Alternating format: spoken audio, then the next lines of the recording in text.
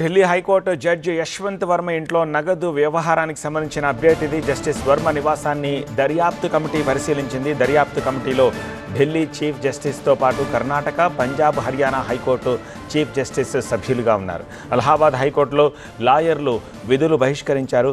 Justice Yashwant వర్మను అలహాబాద్కు బదిలీ చేయవద్దని నిరసన వ్యక్తం చేశారు వాళ్ళు.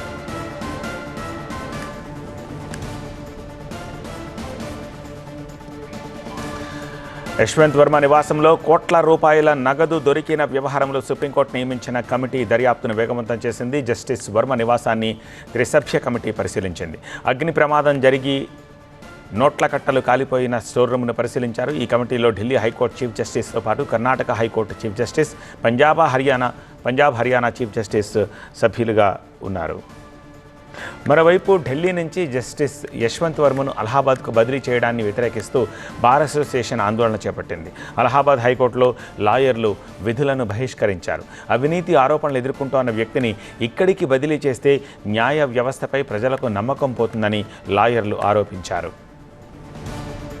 రాజ్యసభలో కూడా ఈ విషయంపై చర్చ జరిగింది. అధికార పక్ష నేత నడ్డాతో పాటు సభలో విపక్ష నేత మల్లికార్జున ఖర్గేతో రాజ్యసభ చైర్మన్ ధన్ఖడ్ సమావేశమవుతున్నారు.